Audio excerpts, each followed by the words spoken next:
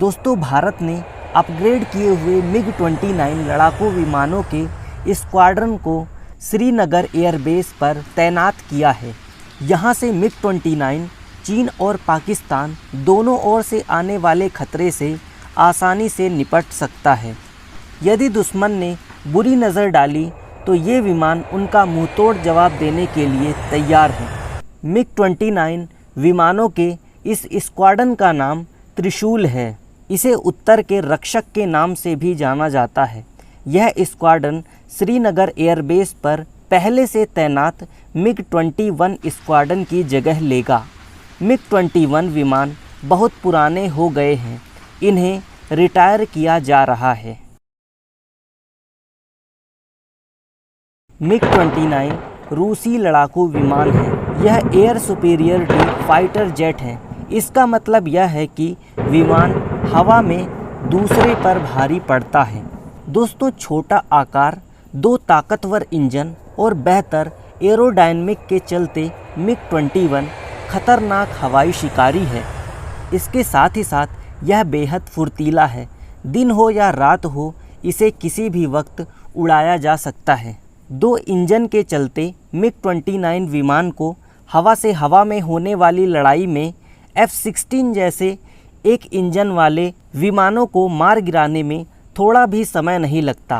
इसलिए ऐसे विमान मिग-29 के आसपास गलती से भी नहीं भटकते हैं। इंडियन एयरफोर्स ने मिग-29 को अपग्रेड कर हवा से हवा में लंबी दूरी तक मार करने वाली मिसाइलों से लैस किया है। इससे मिग-29 लड़ाकू विमानों की क्षमता बढ़ गई है। दोस्तों इस विमान को मूल रूप से हवाई लड़ाई के लिए बनाया गया था। पहले इसमें ज़मीन पर हमला करने की क्षमता नहीं थी, किंतु अपग्रेड कर इसे ज़मीन पर अपने टारगेट को ध्वस्त करने की क्षमता प्रदान की गई है। इसी के साथ इसमें एयर टू एयर रिफ्यूलिंग की व्यवस्था भी की गई है। इसका मतलब यह है कि अब ये विमान ईंधन खत्म हो जाने पर आसमान में ही उड़ते उड़ते ईंधन भर सकते हैं। इससे विमान को लंबे समय तक हवा में रखा जा सकता है। मिग-29 को सबसे पहले 1986 में भारतीय वायुसेना में शामिल किया गया था।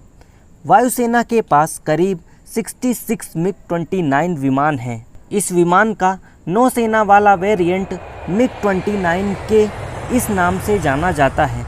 दोस्तों उस समय नौसेना के लिए 35 मिग-29 के विमान रूस से खरीदे गए थे। 1999 में लड़ी गई कारगिल की लड़ाई में मिग-29 ने अहम रोल निभाया था। इस विमान ने पाकिस्तानी एयरफोर्स के विमान से लड़ने के लिए हवा में पेट्रोलिंग की थी।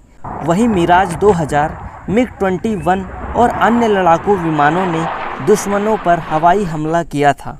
दोस्तों ये मिग-29 विमान का ही खौफ था कि पाकिस्तानी एयरफोर्स के विमान सीमा के करीब भी नहीं आते थे।